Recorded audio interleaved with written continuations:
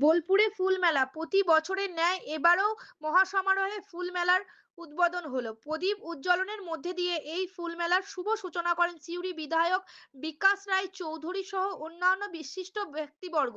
এই ফুল মেলায় প্রচুর ফুলের গাছ এবং নানা রকমের ফুলের সম্ভার নিয়ে এই মেলা খুব সুন্দরভাবে গড়ে উঠেছে। শুভ উদ্বোধনী অনুষ্ঠানে ছোট ছোট শিশুরা তাদের নাচ পরিবেশন করে।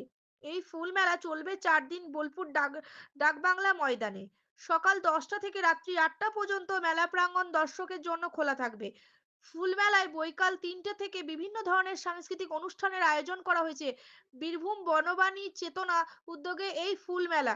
কাজী আমিরুল ইসলামের রিপোর্ট, সিউড়ি টাইমস, বোলপুর।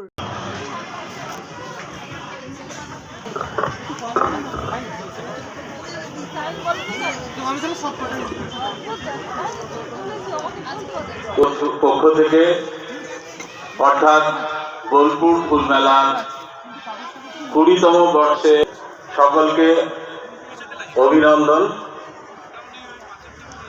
গুটি গুটি পায়ে আমরা 20 বছর আছেন, তারা প্রায় প্রতি বছর এই ডাকবাংলা মাঠে অনুষ্ঠিত হয়, সেখানে আপনারা আসেন। হয় স্থান পরিবর্তন হয়েছে অনেকবারই, হয় এই মাঠে না হলে ওই মাঠে, এরকম। তো যখন যেরকম ভাবে আমরা আজকে আপনারা প্রতি বছরই ভেবে থাকেন যে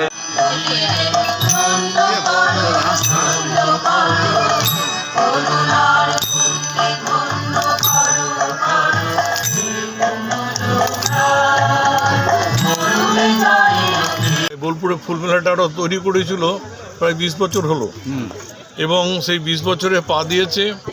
এবং প্রথম যখন এই ফুল মেলা আমাদের গণবাণী চেতনা উদ্যোগ প্রথম শুরু করে, তখন কিন্তু যে রেসপন্সটা পেয়েছিল আজকে এই 20 বছরে একটা বৃহৎ আকার ধারণ করেছে। তো আমি প্রথমে এই বোলপুর যে ফুল মেলা যারা উদ্যোক্তা, গণবাণী চেতনা উদ্যোগ, তাদের যারা সংস্থার যারা দায়িত্ব রয়েছেন, বিশেষ করে মেন দায়িত্বে রয়েছেন আমাদের দীনবন্ধু আমাদের সিনহা, তাকে আমি ধন্যবাদ জানাই। দিনু আমাদের খুব কাছের মানুষ, প্রিয় মানুষ, এবং এই সব ক্ষেত্রে ওর একটা আলাদা সামাজিক দায়িত্ব নিয়েও কাজ করে। তো যত দিন যাচ্ছে তত নতুন মাত্রা পাচ্ছে। আমরা মনে করি এটা মানুষের চলার পথে এই ফুল মেলাটা শুধু থেকেও, ফুল মেলা যেমন প্রয়োজন আছে তেমনি গাছ লাগানোর প্রয়োজন আছে। গাছ মানুষকে জীবন দেয়, এটুকু আমি মনে করি। গাছ না বাঁচলে মানুষের এই পরিবেশটা ভালো হবে না। পরিবেশ ভালো না হলে মানুষের চলার পথে নানা রকম সমস্যা তৈরি হয় বেঁচে থাকার ক্ষেত্রে। আপনি গাছপালা লাগান? আমি প্রচুর গাছ লাগাই। আমি এদের কাছ থেকে সেই চেতনাটা পেয়েছি, গণবাণী চেতনার কাছ থেকে আমি চেতনা পেয়েছি। এবং আমি আরও উদ্যোগ পেয়েছি, দিনুর একটা বাগান আছে, সেখানে দেখেছি আমার নিজের একটা বাগান আছে, আমি 126টা আম গাছ লাগিয়েছি, এবং সেগুলো বড় হয়ে গেছে অনেকটা। 5-6 বছরে তার চেহারা পাল্টে গেছে। ফুল গাছ আমার ওখানে প্রচুর ফুল গাছ লাগিয়েছে, সবই কিন্তু এদের চেতনার মধ্যে। সুতরাং এইটা একটা দরকার আছে, গ্রামে গঞ্জে শহরে মানুষের ছাদেও পর্যন্ত লাগানো দরকার আছে। এটা পরিবেশটাকে ভালো রাখার জন্যে, মানুষকে সুস্থভাবে বেঁচে থাকার জন্যে, মানুষকে মনে আনন্দ দেওয়ার জন্য। বোলপুরবাসীকে কি বলবেন? হ্যাঁ, বোলপুরবাসীকে কি বলবেন আপনার তরফ থেকে?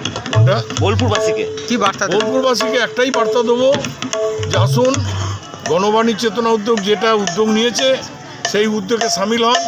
নিজের বাড়িতে যতটুকু যা জায়গা আছে বা ছাদে টবে গাছ লাগান, ফুল লাগান, মনে আনন্দ উপভোগ করুন।